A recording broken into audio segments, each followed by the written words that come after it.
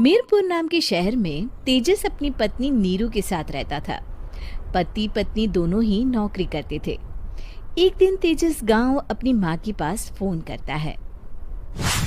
Hello, प्रणाम माँ। जीते रहो माँ, तुम दादी बनने वाली हो हैं? अरे वाह, ठीक है बेटा, मैं कल ही आती हूँ। जब माँ जी शहर पहुंची तो बेटे बहू ने बहुत अच्छे से स्वागत किया। लीजिए माँ जी, चाय। अरे गर्मा गर्म पकोड़े ले आओ माँ के लिए। नीरू रसोई में गई और 2 मिनट में ही पकोड़े ले आई। जी ये लीजिए। बहू, जादू से बनाए हैं क्या? अभी तो रसोई में गई थी। यम्मी। माँ जी, शीला रसोई में पकोड़े तल रही है, मैं बस लेकर आई। हे भगवान, मेरा धर्म भ्रष्ट कर दिया तूने। अब तो गंगा जल से शुद्धिकरण करना होगा। दूसरे दिन, माँ जी मैंने नाश्ता बना दिया है, ऑफिस जा रही हूँ। पर अभी तो घर का सारा काम पड़ा है। शीला आती ही होगी, झाड़ू पोछा बर्तन कपड़े वो सब कर लेगी।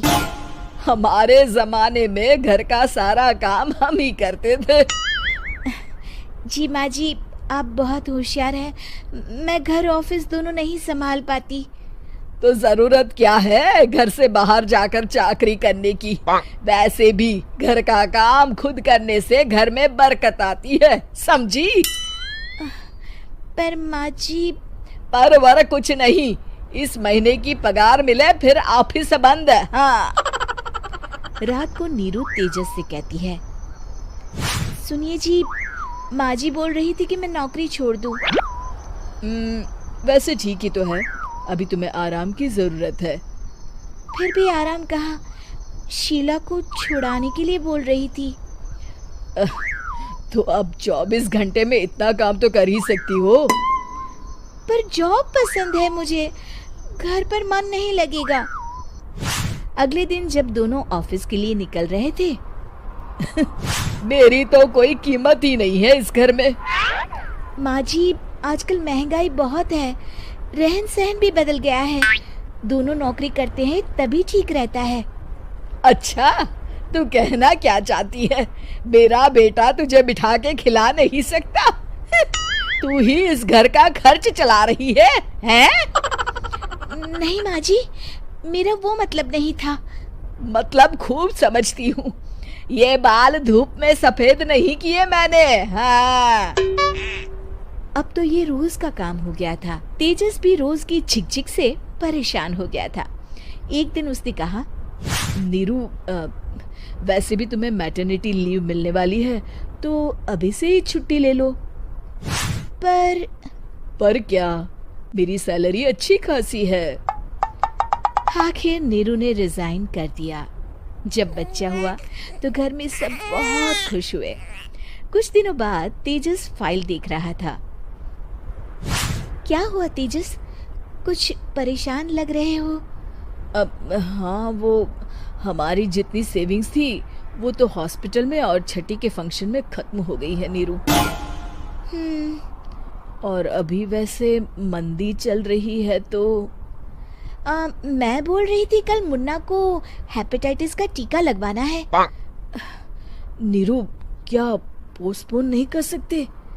नहीं जी, बिल्कुल नहीं। अब तेजस को समझ में आ रहा था कि उससे गलती हुई है।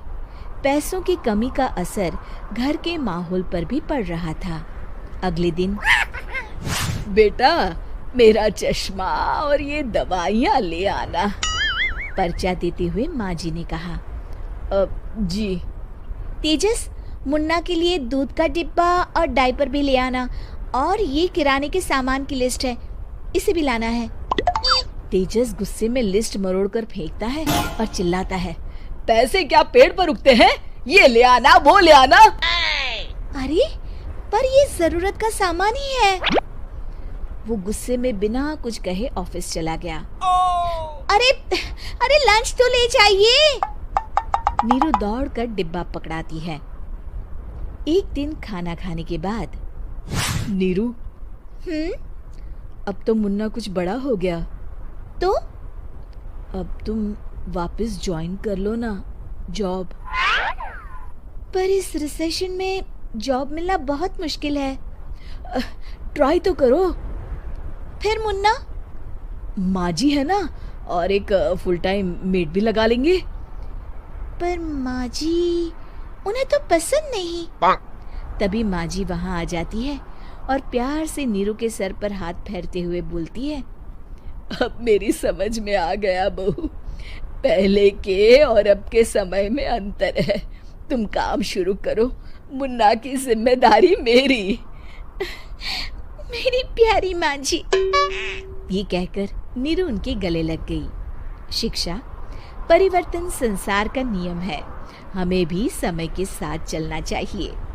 उम्मीद है कि आपको हमारी ये कहानी पसंद आई होगी। कृपया हमारे चैनल को सब्सक्राइब करें और सभी अपडेट्स के लिए बेल आइकन जरूर क्लिक करें। और हाँ, वीडियो लाइक और शेयर करना मत भूलिएगा। Bye bye.